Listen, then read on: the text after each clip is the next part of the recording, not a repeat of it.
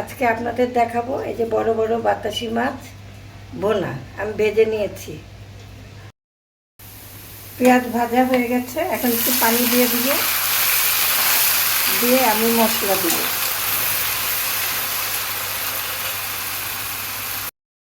মাছগুলো বেশ বড় বড়, আমি এখানে 1 চামচ আদা দিলাম, আর এখানে তরকারি চামচের 2 চামচ রসুন দিলাম।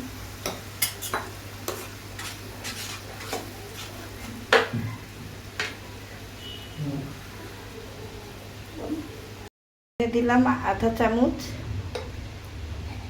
হলুদ, দিলাম আধা চামচ। মরিচটা একটু বেশি দিব, এই মাছটা একটু ঝাল ঝাল হলে ভালো লাগে। মরিচটা একটু 1 চামচের কাছাকাছি, আধা চামচই, এই 1 চামচই দিলাম। তরকারি চামচের 1 চামচ। এখন এটা আমি কষাবো।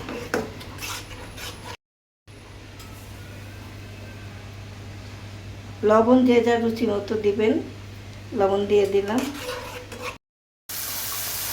মশলা কষানো হয়ে গিয়েছে, এখন আমি পানি দিয়ে দিব। পানিটার বলক উঠলে আমি মাছটা দিয়ে দেব। পানি বলক উঠে গিয়েছে, এখন আমি মাছগুলো দিয়ে দিব।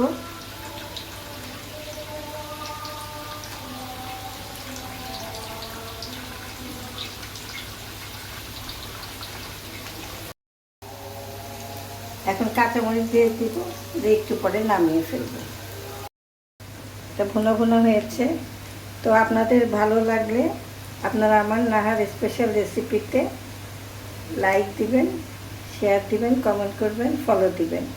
আর ইউটিউবে সাবস্ক্রাইব করবেন, বেশি বেশি করে কমেন্ট করবেন, লাইক দিবেন। ধন্যবাদ।